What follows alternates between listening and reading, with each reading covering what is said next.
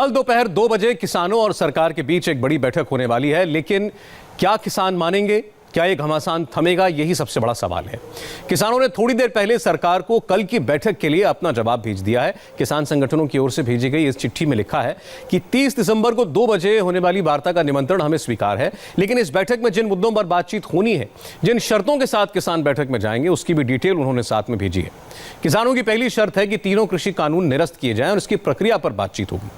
दूसरी शर्त है कि सभी किसानों और कृषि वस्तुओं के लिए राष्ट्रीय किसान आयोग यानी स्वामीनाथन आयोग ने जो सुझाव दिए हैं, लाभदायक एमएसपी पर खरीद की कानूनी गारंटी देने की प्रक्रिया और उसके प्रावधान पर बात होगी।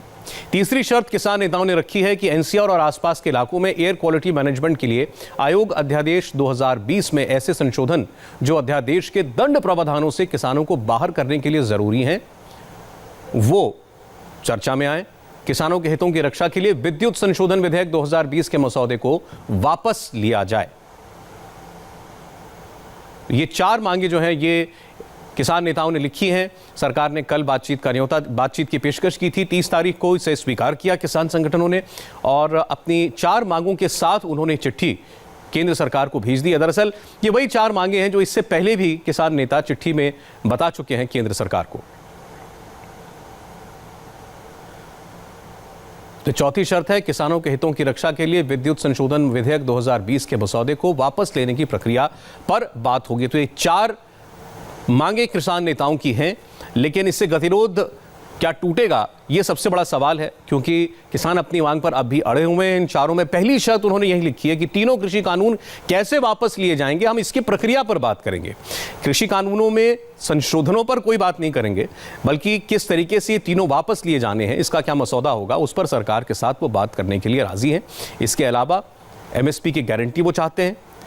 तीसरा, दिल्ली और आसपास के इलाकों में खराब होती हवा को लेकर जो नया विधेयक बनाया गया है, अध्यादेश जारी किया केंद्र सरकार ने, उसमें जो दंडात्मक कार्रवाई है, जो जुर्माने की कार्रवाई किसानों के ऊपर लगाई जा रही है जो पराली जलाते हैं, वो वापस ली जाए। और चौथी, जो नया बिजली कानून लाया जा रहा है, उसमें संशोधन किए जाए।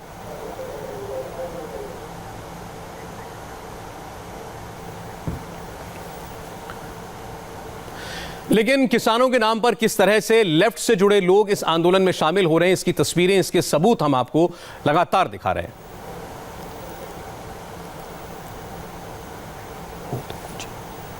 कल कह रहे थे ये एमएसपी पे हमें फसल खरीदनी पड़े, नए कानून बनाकर। ये शाहजहांपुर की तस्वीरें हैं, दिल्ली जयपुर हाईवे पर, हमारे गंगानगर एरिया में सिर्फ और वहां जिस किस्म से विरोध प्रदर्शन में लेफ्ट के लोग शामिल हो रहे हैं वो साफ दिखाई दे रहा है।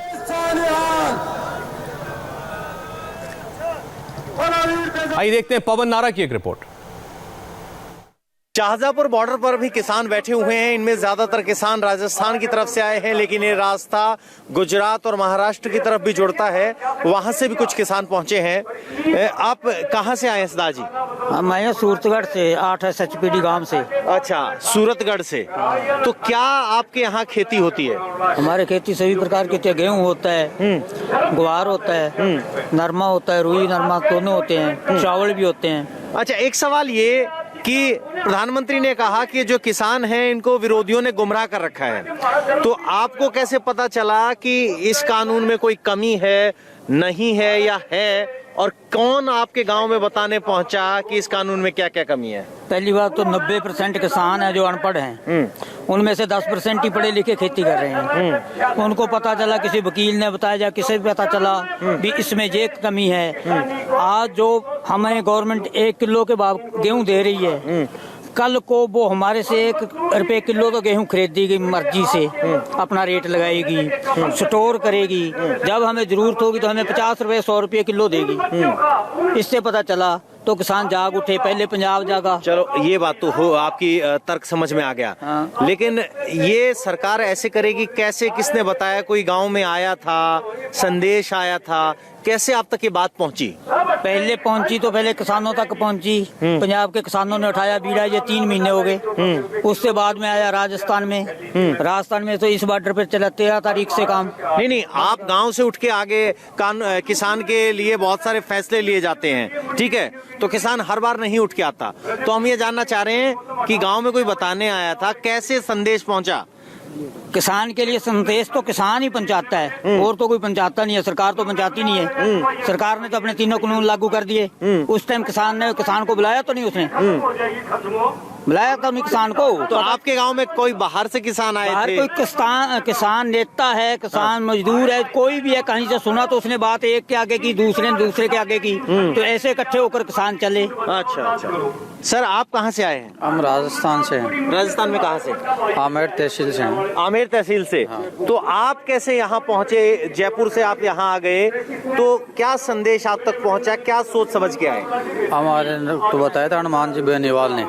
हनुमान जी बेनीवाल ने? हाँ जी। क्या बताया? क्योंकि किसानों को वहाँ शाहजहाँपुर बॉर्डर चलना है और वहाँ धरना देना है गवर्नमेंट के खिलाफ, इसलिए बुलाया। इसलिए? हाँ तो जी। कमी क्या नजर आई, क्या आपको बताई गई इसमें कमियां जो आपको लगा कि सही बात कह रहे हैं? वो तो सही बात कर रहे हैं कि अपन को कल ने मूल्य नहीं मिलेगा तो फिर क्या होगा। अपन बहुत सर्दी से तो पैसे जमीन में पैदा करते हैं और फिर भी अपन को मूल्य नहीं मिलेगा तो फिर अपन क्या करेंगे? आप कहाँ से हैं जी? सूरतगढ़ से। सूरतगढ़ से। तो आपके गांव में संदेश लेके कौन पहुंचा था? सरदेश युवा सब जागृत है। तो मोबाइल से संदेश पहुंचा? नहीं जी, युवा सब जागृत है। हाँ। सबसे बड़ा डर क्या है 3 कानूनों में? सबसे बड़ा ये एमएसपी की गारंटी नहीं दे रहे हैं हमें। हाँ। अगर एमएसपी की गारंटी दे तो फिर विश्वास होता है। अगर आप बानिये से 2 रुपये सैकड़ा ब्याज लेते हो, हम उसको खुद कुछ भी मांगे, हम उसको प्रूफ दे देते हैं, हम शाहूकार है। अगर सरकार को कोई गारंटी देने में कोई क्या दिक्कत है? अगर सरकार शाहूकार है, वो गारंटी क्यों नहीं दे रही? जो ये तीनों कानून, पहली बात तो ये है कि ये एक विधेयक के द्वारा नहीं लेकर के आए। कोरोना के टाइम में जब एक आदमी से बात नहीं कर रहा, उस टाइम विधेयक के द्वारा लेके आए हैं। किसान की कोई डिमांड नहीं थी। अब कानूनों की बात शुरू होती है। कानून ये कहता है, ये जो कानून है कि आज के बाद, ये कानून लागू होने के बाद किसान की फसल कोई भी व्यापारी मंडी से बाहर कहीं भी खरीद लेगा और उसके पास केवल एक ये जो पैन कार्ड की जरूरत है, इसके बाद और कोई जरूरत नहीं। 2 साल तक 3 साल तक एमएसपी की से ज्यादा रेट दे देगा और जब मंडी में माल नहीं आएगा मंडी बैठ जाएगी और जब मंडी बैठ जाएगी तो किसान को एमएसपी नहीं मिलेगी। अच्छा। किसी भी तौर से। आप भी एमएसपी के लिए काफी संघर्ष किए हैं, लड़ाई लड़ी है। 6% को ही मिलता है, उसके बाद भी नाम मात्र ही मिलता है। तो एक मिनट, जैसे मंडी बिहार में खत्म हुई, बिहार में कोई एमएसपी की लड़ाई नहीं है, बिल्कुल खत्म हो चुका है किसान। दूसरी है भाई, स्टॉक करने की जो कैपेसिटी थी व्यापारियों की या बड़े बड़े उनकी, अब वो बिल्कुल खोल दिया है।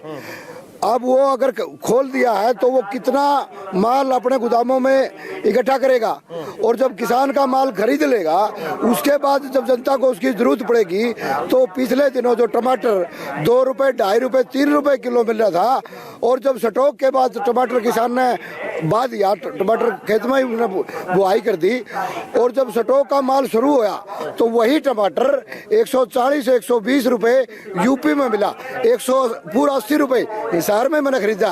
तो ये हालात है। हाँ, मैं कह रहा हूँ ये संदेश, कानून किसान तो पढ़ता नहीं है, कानून कोई भी नहीं पढ़ता, हम भी नहीं पढ़ते, तो ये संदेश पहुंचा कैसे? नहीं। ये जो किसानों के जागरूक संगठन है, जो किसानों के जागरूक संगठन है, किसानों के लिए काम करते हैं, देवेंद्र शर्मा जैसे जो लेखक अखबारों में लेख लिखते हैं, योगेंद्र यादव जैसे जो लोग, हरनान मल्ला जैसे जो लोग हैं, वो किसानों के लिए लगातार काम करते हैं। उन्होंने वो लोगों के पास लेके गए हैं कि तुम्हारे हकों किसानी को बेचा जा रहा है, किसान को खत्म किया जा रहा है, अंबानी को देश बेचा जा रहा है।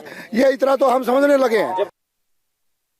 सिर्फ यहाँ किसान कानून के बारे में बात कर रहा हूँ कि भाई ये आपके खिलाफ है, ये संदेश कैसे पहुंचा? मेरा सीधा सवाल ये है। सर सीधा तो ये हमें पता चलता है ना साहब, नहीं है ये कोरोना काल में जब पूरे लोग लॉकडाउन के अंदर थे तब से लेकर उबाल था लोगों में। जिस प्रकार हमारे 3 महीने हो गए आज पंजाब के अंदर आंदोलन चला, ये आज का आंदोलन नहीं है, 3 महीने पुराना चला मुहिम है।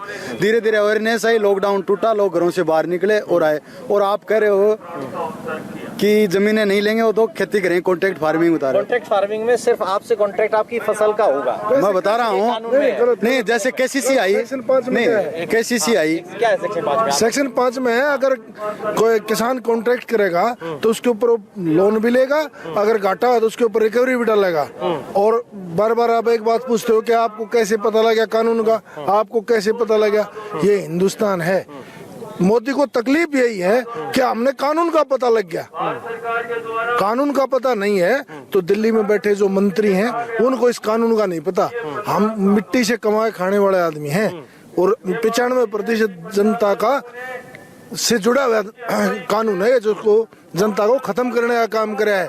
आज किसान चार्ज। आपकी सबसे बड़ी आपत्ति इन 3 कानूनों में क्या है? हमारी सबसे बड़ी आपत्ति है, ये कानून ही नहीं होने चाहिए। नहीं बताओ, देखो एक मिनट। हाँ, काला कानून कह के तो सब कुछ हो सकता है, काला कानून में कल तो किसी और को भी काला कह सकता हूँ। बोलो। आप ये बताओ इसमें सबसे बड़ी इस कानून में ये कमी है? तीन बिल है। पहला तो ये है कि जमाखोरी सबसे ज्यादा बढ़ेगी। दूसरा जो सीलिंग हटाई है, स्टोरेज सीलिंग हटाई। तीसरा ये है अगर कॉन्ट्रैक्ट फार्मिंग करेंगे, पहले हरियाणा में भी हो रहा है, पंजाब में भी हो रहा है, उन किसानों की बुरी हालत है, रिकवरी डाली गई है 4-4 करोड़ की, होगा। तीसरा ये है कि जब हमारे APMC एक्ट खत्म हो जाएगा तो MSP अपने आप खत्म हो जाएगी। 1982 में बिहार में क्या हुआ था, 10-10 किले का जमींदार हमारे धान लगाने के लिए आ रहा है। तो सब हमें और पूछना, और पूछो बिल के बारे में, पूरा पता है हमें। किसानों की बात आपने सुनी। ब्रेक का वक्त है। ब्रेक के बाद बात करेंगे बैटल ऑफ बंगाल की, जहां आज 2 बड़े रोड शो हुए, एक ममता बनर्जी का और दूसरा ममता के कभी चहेते रहे लेकिन अब कट्टर विरोधी हो चुके शुभेंदु अधिकारी का।